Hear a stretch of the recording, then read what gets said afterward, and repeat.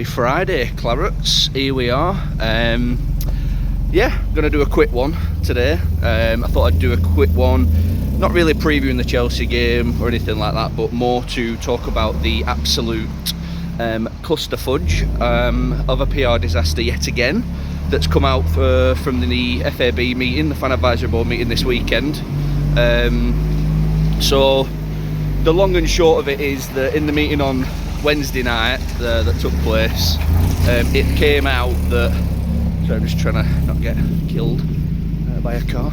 It came out that Alan Pace was talking about the January transfer window and the sort of failings of it, sort of lack of sort of deep activity, or prolonged activity, or any activity really. We're just signing James Ward-Prowse, and he sort of rose comment to a few things that had happened. One was that Scott Parker had refused players, which I think is a positive personally.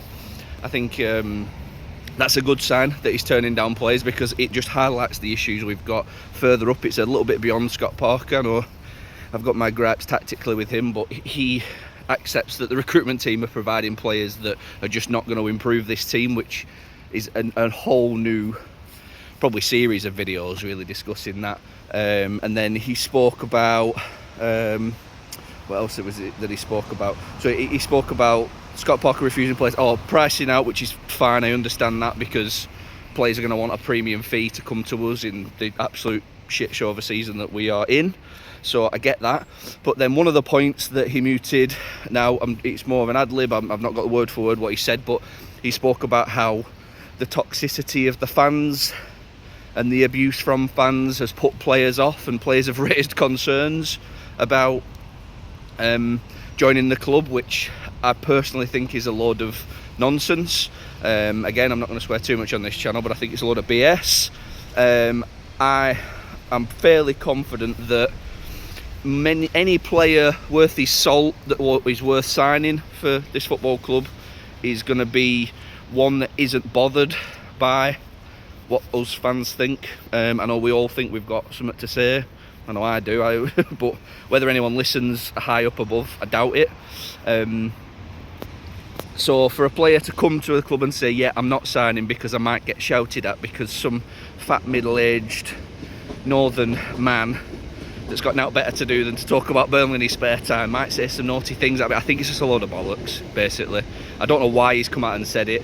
I don't know why, I don't know why he's thought that would be a good thing to say, And I think it's irked fans, especially within the Fan Advisory Board, a bit too far again. It's a bit too much again. It's pushed them a bit too far again.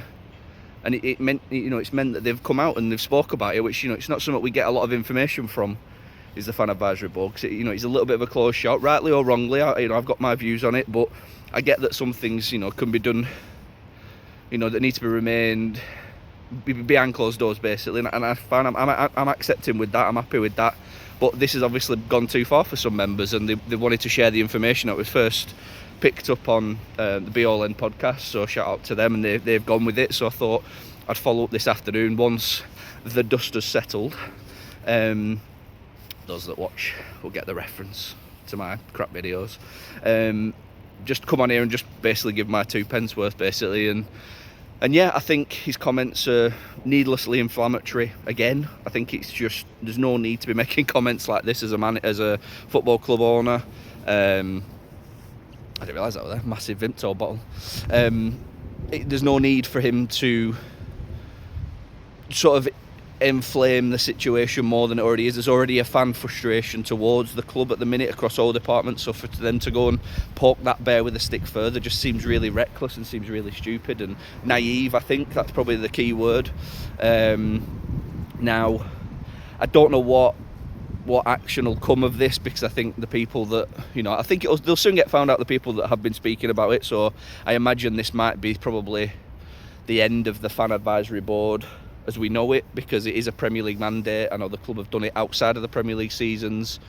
I can't see them carrying it on, so that's a shame. But I think whoever's sort of leaked the information, I think they've done the right thing.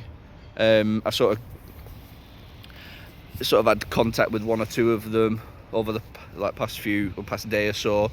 You know, so they were a bit upset about it all and didn't want it to come out like this, but at the same time they could see why there were frustrations and why, you know, why he shouldn't have said it. So I think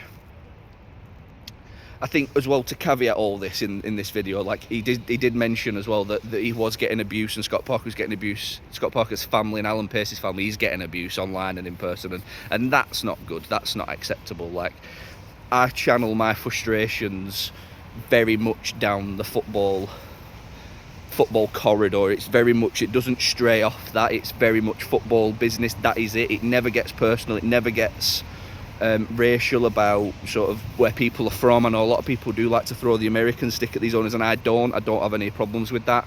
I don't think it's an issue that we need to even be thinking about. But my message to people that are upset: be upset, channel your frustrations at the right people, be annoyed at the manager, be annoyed at the players, be annoyed at the board. Don't be getting worked up at players, at families, you know, players and owners' families and managers' families, because that's just not helping the situation. Like, that's not acceptable. Like, we need to be a classier club than that. I think we are a classier club than that, and we all should strive to be a bit better in that. So back to the business. I think Alan has to come out, and not that he did last time in his comments, but I think Alan has to come out and has to clarify what's gone on, clarify the issues that have been raised at the FAB with this, and do it quick, because it's causing a lot of problems. It's because, like I say, I've posted about it. I think it's right that the fans talk about it, and I think it's the right the fans know about it, and I think he needs to clarify what he means by this, because I can't have our owner sitting here and blaming us for their lack of transfer activity. Like, if it was up to the fans, we'd be signing 20 players every window, and we know how bad that would end. So, you know, he can't double down. He can't then say, on the other hand, oh no, you're the reason that players aren't coming, because you're all a bit shouty, a bit naughty and not very nice. And, like, we have to get away from this.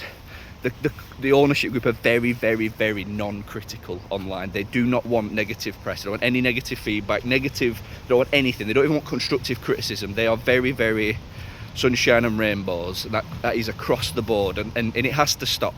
I think it just has to stop. We have to be critical, fair and critical, and sometimes, yeah, it might overspill, which, you know, it happens.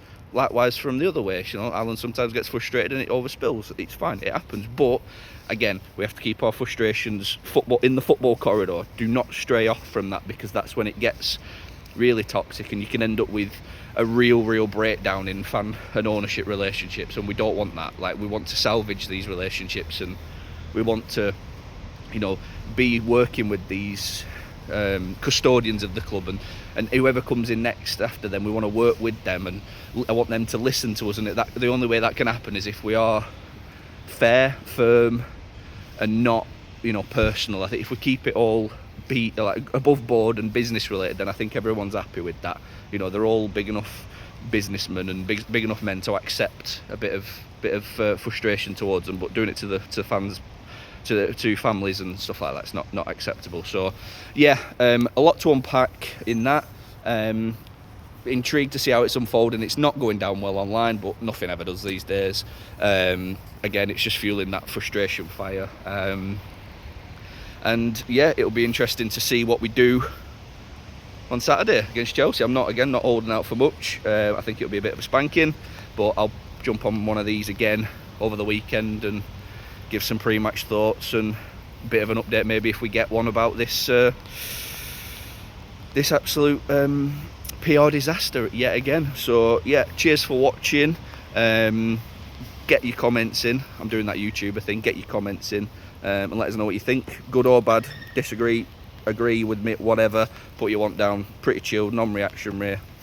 Let's all enjoy Burnley together. So see you on the next one. Up the Clarets.